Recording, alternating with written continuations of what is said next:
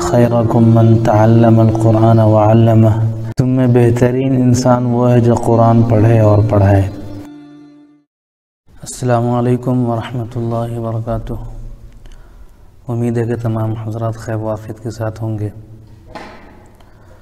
الحمدللہ ہمارا سورہ فاتحہ مکمل ہو گیا۔ اس سے پہلے نورانی قاعدہ کی تکمیل ہوئی اللہ کے فضل و کرم سے۔ امید ہے کہ اس کے قواعد بھی آپ سبھی حضرات کو یاد ہو گئے ہوں گے۔ چونکہ قرآن پڑھنے میں عام طور پر جو قاعدے آتے ہیں وہ نون ساکن اور تنوین کے اور میم ساکن کے اور بھی چند قواعد ہیں۔ اگر آدمی ان قواعد کو یاد کر لے، سمجھ لے، تو قرآن کا پڑھنا بہت آسان ہو جاتا ہے۔ پھر قرآن پڑھنے میں ہچکچاہٹ نہیں ہوتی کہ یہاں پہ کیا پڑھنا، یہاں پہ کیا پڑھنا، چونکہ آپ کو قاعدے یاد ہیں۔ دوسری چیز، قرآن پڑھنے میں خوبصورتی پیدا ہو جاتی ہے، یعنی ایک انسان اچھے طریقے سے قرآن کو پڑھ سکتا ہے، اور اللہ پسند کرتا ہے ایسے شخص کو جو قرآن اچھا پڑھتا ہو۔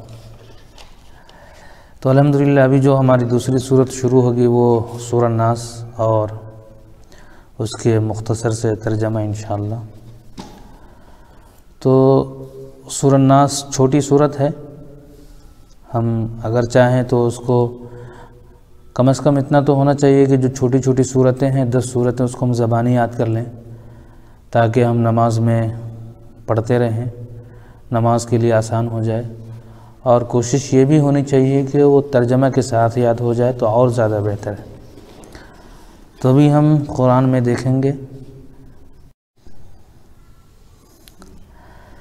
اعوذ باللہ من الشیطان الرجیم، بسم اللہ الرحمن الرحیم، قل اعوذ برب الناس، یہ پہلی آیت ہے سورہ الناس کی۔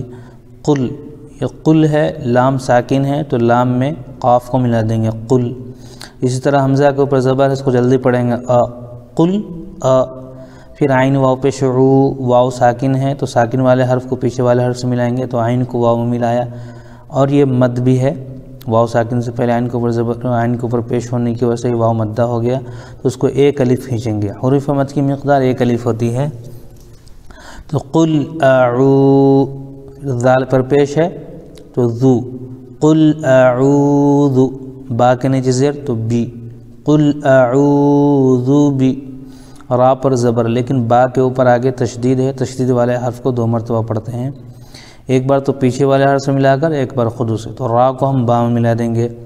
تو قل اعوذ برب، پھر با کے نیچے زیر، لیکن آگے ہم دیکھ رہے ہیں الف اور لام ہے، تو الف اور لام جب آتا ہے تو اس کے بعد یا تو حروف قمری میں سے کوئی حرف آتا ہے یا حروف شمسی میں سے کوئی حرف آتا ہے، تو یہاں پہ حروف شمسی میں سے نون آ رہا ہے، اس لیے الف اور لام کو نہ پڑھیں گے، با کو ڈائریکٹ نون میں ملائیں گے۔ تو بن، قل اعوذ برب، اب یہ جو ہے ہم نے بتایا تھا کہ نون اور میم پر اگر تشدید ہو تو ایک الف کے برابر غنہ کریں گے۔ غنہ مطلب نون کی آواز یا میم کی آواز، یعنی نون پر تشدید ہے تو نون کی آواز کو ایک الف کے برابر ناک میں روکیں گے، اگر میم پر تشدید ہے تو ایک الف روکیں گے، تو یہاں پر ہم روکیں گے قل اعوذ برب۔ اب یہاں پر نون الف زبر نا ہے، الف سے پہلے نون کے اوپر زبر ہونے کی وجہ سے الف مدہ ہو جائے گا، اس کو بھی ایک الف کھینچیں گے، لیکن چونکہ سین پر ہم وقف کریں گے تو وقف کرنے کی وجہ سے یہ مد عارض ہو جاتا ہے، مد عارض کو ایک الف، 2 الف، 3 الف بھی کھینچ سکتے ہیں، تو ہم پڑھیں گے قل اعوذ برب الناس۔ یہ ہماری ایک آیت مکمل ہوئی۔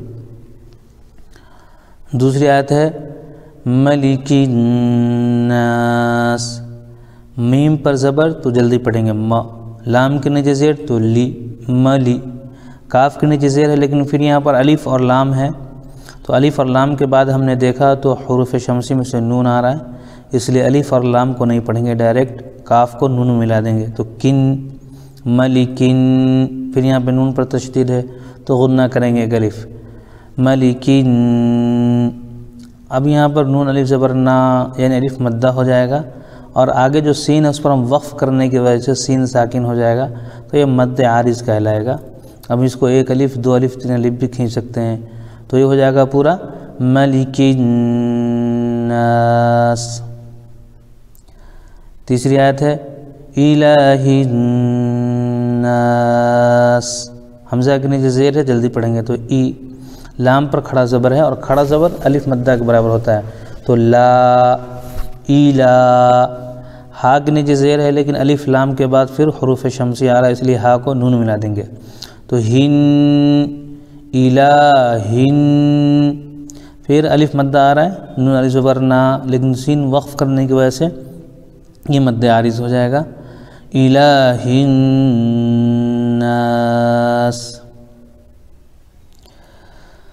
آگے ہے تنوین نون ساکن کا اپنے قاعدے پڑھے ہوں گے، خیر، من شر الوسواس الخناس، تو من نون ساکن ہے، نون ساکن یا تنوین اگر آتا ہے تو 4 قاعدوں میں سے کوئی ایک قاعدہ پایا جائے گا، یا تو اظہار ہوگا، یا تو اخفا ہوگا، یا تو ادغام ہوگا، یا تو اقلاب ہوگا۔ تو یہاں پر ہم نے دیکھا تو نون ساکن کے بعد حروف اخفا میں سے شین آ رہا ہے، اس لیے یہاں پر اخفا ہوگا۔ اخفا کہتے ہیں نون کی آواز کو ناک میں چھپا کر پڑھنے کو، اس کی بھی مقدار 1 الف ہے، تو من، میم نون زیر، من، شین کے اوپر زبر ہے لیکن آگے جو را ہے، را کے اوپر تشدید ہے، تو ہم یہاں پر شین کو را میں ملائیں گے، من شر، اب را کے نیچے زیر ہے لیکن الف اور لام کے بعد حروف قمری میں سے واو آ رہا ہے، اس لیے الف کو نہ پڑھیں گے، لام کو پڑھیں گے، تو را کو ہم لام میں ملا دیں گے، تو رل، من شر رل، پھر یہاں پر سین ساکن ہے تو واو کو ہم سین میں ملا دیں گے، وس، من شر الوس، پھر الف سے پہلے سین کے اوپر زبر ہونے کی وجہ سے یہ الف مدہ ہو جائے گا، جیسے وا، من شر الوسوا، پھر سین کے نیچے زیر ہے لیکن یہاں الف اور لام کے بعد حروف قمری میں سے خا آ رہا ہے، اس لیے الف کو نہ پڑھیں گے، لام کو پڑھیں گے، تو سین کو ہم لام ملا دیں گے، کیا ہو جائے گا سل، من شر الوسواسل، خا پر زبر ہے لیکن آگے نون پر تشدید ہے، تو خا کو نون ملا دیں گے، اور نون پر تشدید ہونے کی وجہ سے 1 الف غنہ ہوگا، تو من شر الوسواس الخن، اب یہاں پر الف مدہ ہو جائے گا، الف سے پہلے نون کے اوپر زبر ہے تو، اور سین ساکن ہے چونکہ آیت ہے یہاں پہ، تو خناس، من شر الوسواس الخناس الذي يوسوس في صدور الناس، یہاں پر جو ہے الف تو ہے لیکن الف کے اوپر زبر نہیں ہے، چونکہ یہ آیت پیچھے سے تعلق رکھتی ہے، تو کہیں پہ بھی یہاں پر الف ہے، اس پر ہم ایک زبر دے کر کے پڑھیں گے، جیسے حمزہ لام زبر ال، لام پر زبر ہے تو ال، یا ساکن سے پہلے ذال کے نیچے زیر ہے اس لیے یا مدہ ہو جائے گا، اس کو تھوڑا کھینچیں گے، جیسے ذی، الذی، یا پر پیش ہے تو یو، الذی یو، واو پر زبر لیکن سین ساکن ہے تو واو کو سین میں ملا دیں گے، جیسے وس، الذی یوس، واو کے نیچے زیر ہے تو وی، الذی یوسوی، سین پر پیش ہے تو سو، الذی یوسوسو، فا کے نیچے زیر ہے لیکن یا ساکن سے پہلے زیر ہونے کی وجہ سے یا مدہ ہو جائے گا، اس کو کھینچ کے پڑھیں گے، جیسے فی، الذی یوسوس فی، صاد کے اوپر پیش ہے تو سو، الذی یوسوس فی سو، واو ساکن ہے اور دال کے اوپر پیش ہے اس لیے واو مدہ ہو جائے گا، اس کو بھی کھینچیں گے، جیسے دو، فی صدو، الذی یوسوس فی صدو، را کے نیچے زیر ہے لیکن الف اور لام کے بعد حروف شمسی میں سے نون آ رہا ہے، اس لیے الف اور لام کو نہ پڑھیں گے، را کو نون سے ملا دیں گے، جیسے رن، اب نون پر تشدید ہے تو یہاں پر غنہ بھی کریں گے الف، جیسے فی صدور، اب نون الف زبر نا، یہ الف مدہ ہو گیا، آگے سین ہے، سین کو ہم آیت کی وجہ سے وقف کر دیں گے تو یہاں پر مد عارض بن جائے گا، تو فی صدور الناس الذی یوسوس فی صدور الناس من الجنة والناس. یہاں پر میم کے نیچے زیر ہے تو می، اور نون پر زبر ہے لیکن لام ساکن ہے تو نون کو لام میں ملا دیں گے، جیسے مین جیم کے نیچے زیر ہے لیکن نون کے اوپر تشدید ہے تو جیم کو نون میں ملا دیں گے، جیسے مین الجن، تو تشدید ہونے کی وجہ سے نون پر غنہ بھی ہوگا. پھر نون پر زبر ہے تو نہ، مین الجن، تا کے نیچے زیر ہے تو تی، مین الجنتی. واو پر زبر ہے لیکن الف لام کے بعد حروف شمسی میں سے نون آ رہا ہے، اس لیے واو کو ڈائریکٹ نون میں ملا دیں گے، جیسے ون، مین الجنتی ون.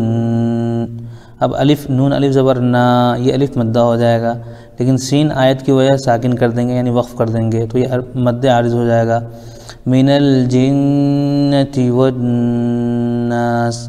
یہ ہمارا اس کا یہ ہو گیا. اب اس کا مختصر ترجمہ یہ ہے، عام طور پہ اس میں قل سے اللہ نے خطاب کیا ہے. قل کا مطلب ہوتا ہے اللہ تعالیٰ آپ صلی اللہ علیہ وسلم سے کہتے ہیں قل، یعنی آپ کہہ دیجئے. کس کو؟ لوگوں کو. آپ کہہ دیجئے، قل آپ کہہ دیجئے، اعوذ میں پناہ میں آتا ہوں، یعنی پناہ چاہتا ہوں، برب الناس لوگوں کے رب کی.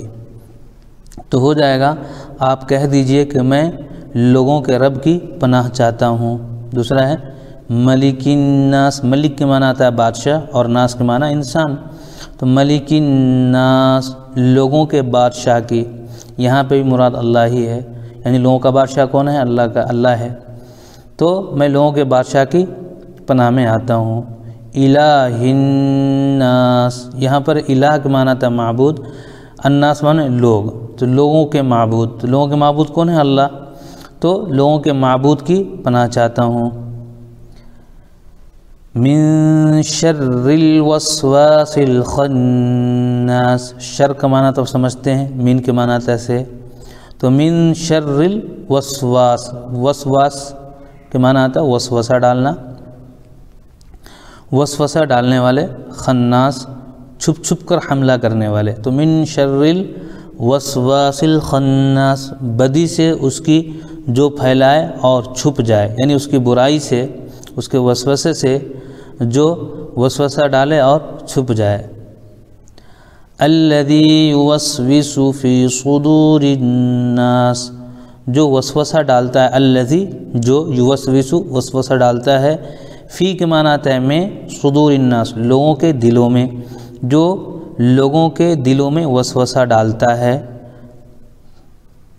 من الجنة والناس جنات اور انسان آپ جانتے ہیں، جنات جن کو کہتے ہیں، انسان انسان کو کہتے ہیں، والناس انسان کو کہتے ہیں.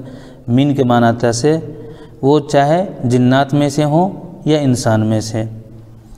تو یہ اس طرح ہو گیا. انشاءاللہ تعالی آپ کوشش یہ کریں کہ ناظرہ کے ساتھ ساتھ آپ اس کو زبانی یاد کریں، اور زبانی یاد کرنے کے ساتھ ساتھ کوشش یہ کریں کہ ہم کو اس کا ترجمہ بھی یاد ہو جائے. ٹھیک ہے نا؟ تو اگر ہم کوشش کریں گے تو کچھ مشکل نہیں ہے. اللہ تعالی ہم سب کو عمل کی توفیق عطا فرمائے.